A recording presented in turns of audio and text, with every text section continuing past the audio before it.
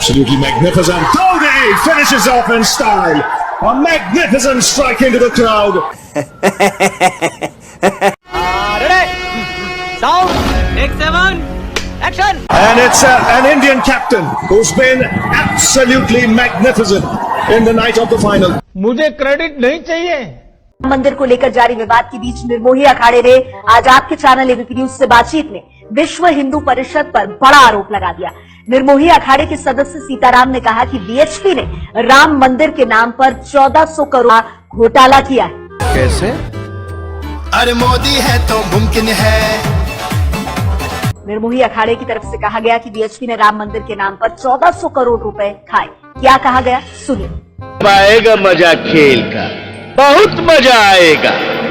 करोड़ रुपए की बात कर रहे हैं ना जो लोग, पहले वो बताएं कि वो 1400 करोड़ से ज्यादा रुपया वो जो जनता का एक एक रुपया और एक एक ईंट का पैसा इकट्ठा करके खा गए हैं, पहले उसका हिसाब में दूसरे के ऊपर आरोप प्रत्यारोप कोई करे।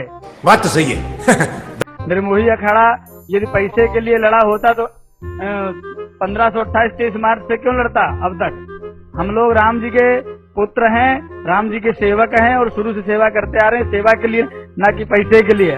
साथियों, मैं आज देशवासियों से क्षमा मांगते हुए, हमें कोई पैसे की पेशकश नहीं है, ये फालतू की बातें हैं, ये नेता लोग फालतू में उड़ा रहे हैं जिससे कि हमारा मुद्दा दब जाए, क्योंकि पक्षकार प्रमुख हम ही हैं और ये लोग उसमें कब्जा करना चाहते हैं। नेता लोग के फालतू के विवाद बनाना चाहते हैं, बाकी पैसा खा करके तो बैठे हैं नेता लोग। जब सच्ची नियत के साथ काम होता है तब सही विकास होता है। हम लोगों के पास क्या है? हम लोगों ने पैसा कभी सोचा है, ना कोई पैसे की पेशकश है कि एक एक ईंट का पैसा एकत्रित करके विश्व हिंदू परिषद ने अपने पास में रखा, जिससे इन्होंने अपने अपने खूब बिल्डिंगें बना ली, खूब समृद्ध हो गए, ठीक है ना। और आज सरकार बनाने में भी सक्षम हो गए उसी पैसे से, ठीक है ना। लेकिन उस पैसे से राम मंदिर इन्होंने नहीं बनाया, न राम मंदिर बनाने की कोई पहल है। आज योगी जी कह रहे हैं कि हमारी कोई पहल नहीं है। देश देख रहा है एक अकेला कितनों को भारी पड़ रहा है। तो आप जिस राम जी का नाम लेकर के सरकार में आए, आप कह रहे हो हमारी कोई पहल नहीं है, हमसे कोई वार्ता नहीं हुई। अरे श्री रविशंकर जी यदि आपके पास में पहल ना भी लेकर के आए होते तो, और इस मुद्दे को अभी पूरे देश में चल रहा है, योगी होगा कि श्री रविशंकर जी अयोध्या राम मंदिर को लेकर के जा रहे हैं, तो अपनी तरफ से योगी आदित्यनाथ जी कहते कि आप जा रहे हो, अच्छी पहल है आपकी, हम भी आपके साथ में हैं। लेकिन आदित्यनाथ जी ने ये क्यों नहीं कहा कि हम आपके साथ में हैं? इस तौर पर ये केवल नोट और वोट इकट्ठा करके बैठ गए हैं और कोई करना नहीं चाहते राम जी। एक अनपढ़ आदमी देश पर कितना बड़ा बोझ बनता है। मशरूम खाता 4 लाख। आप नहीं खाइएगा? अब हम लोग का औकात क्या? मोदी जी फकीर है ना, फकीरों की औकात है, वही तो फकीर है। बात तो सही है। यानी हम लोग को भी बना दीजिए महाराज, वैसा फकीर तो हम लोग। प्रधानमंत्री है तो नहीं खाएंगे जी, शेर पालिएगा तो महंगा खाना खिलाएगा। कहिएगा अपने आप को, आप अपना 15 लाख के सूट में देश को गरीब बना दिए।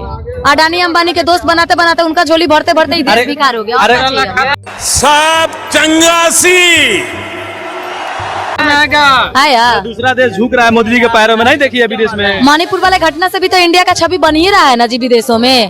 और वैसा से घटना होते रहता है, नहीं सुने मुख्यमंत्री से कह रहा है कि होते रहता है। तो जब तक प्रधानमंत्री नरेंद्र मोदी जी श्री आदरणीय जी रहेंगे तब तक तो ऐसे बेटी बहू नंगा होवे करेगी, मोदी जी कुछ नहीं बोलेंगे। अरे बाप रे, ये तो धोती खोल रहा है। नाम रोशन हो रहा है ना, आपको भी वाह करना चाहिए। कह तरह वाह वाह करिए मणिपुर के घटना पे कि आपकी बेटी बहू भी नंगी होगी, कल को खड़ी रहेगी। आप एक मुद्दा पे लेकर अटकी हुई है। आपकी बेटिया को नंगा करके, बहन को नंगा करके घुमा देते, कहिएगा क्या हो गया? बड़ा बात थोड़ी है, मोदी ये चाहिए हमको, कहिएगा।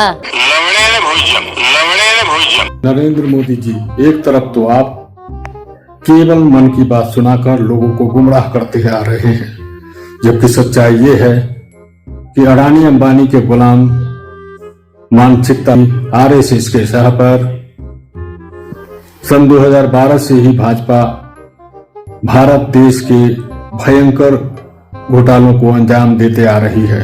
बात तो सही है। नरेंद्र मोदी को पीएम कैंडिडेट बनाना भी अपने आप में किसी कारपोरेट घराने की सांठगांठ के सह पर किसी महाघोटाले से कम नहीं। This is India's moment.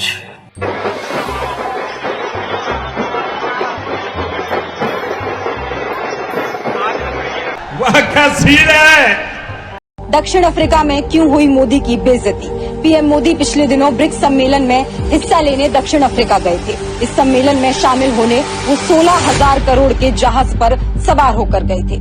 जब वो जोहानिसबर्ग के वाटरलूफ एयरबेस पर उतरे तो उन्हें रिसीव करने दक्षिण अफ्रीका के एक मंत्री को भेजा गया। पीएम मोदी को जब ये खबर मिली कि उन्हें रिसीव करने एक साधारण मंत्री को भेजा गया तो वो गुस्से से भर गए।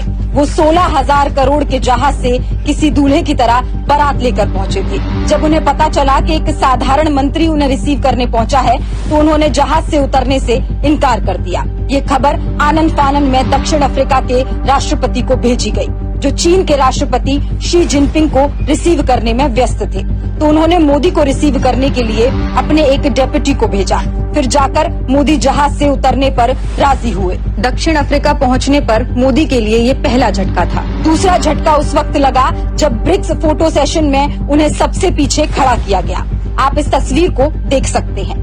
पीएम मोदी को तीसरा झटका उस वक्त लगा जब उनसे मणिपुर दंगे पर सवाल पूछे गए और हजारों की भीड़ जमा होकर गो, मोदी वापस जाओ के नारे लगाने लगी। इसके साथ ही दक्षिण अफ्रीका की राजधानी जोहानिसबर्ग में बड़े बड़े स्क्रीन लगाए गए, जिसमें मोदी का अमानवीय संघी चेहरा दिखाया गया। संक्षिप्त में ये कि दक्षिण अफ्रीका के दौरे ने मोदी को बताया कि दुनिया उन्हें क्लोजली वॉच कर रही है और उनके काले कारनामों से पूरी तरह अवगत है। मोदी अब देश और दुनिया की आंखों में धूल नहीं झोंक सकते। और अभी तो रुको, क्लाइमैक्स अभी बाकी है। ईडी, भाजपा का इलेक्शन डिपार्टमेंट, देश का सबसे बड़ा पनौती यानी नरेंद्र मोदी अपने हर उस कांटे को रास्ते से हटा देना चाहता है जो उसके रास्ते में रोड़ा बनकर आता हो।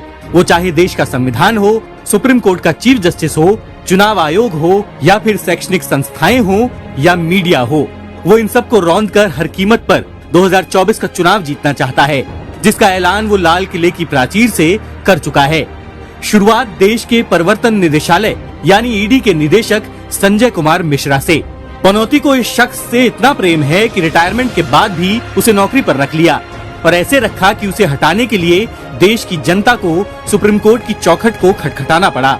अब जब देश की सबसे बड़ी अदालत ने उसे बाहर का रास्ता दिखाने की बात की है, तो पनौती उसी संजय मिश्रा को कोर्ट के फैसले के खिलाफ जाते हुए उसे ईडी और सीबीआई के लिए बनाई जा रही एक नई निगरानी संस्था का प्रमुख बनाने पर तुला है, यानी सांप भी मर जाए और लाठी भी न टूटे। आने वाले समय में मोदी चुनाव जीतने के लिए सीबीआई और ईडी का भरपूर उपयोग करेंगे।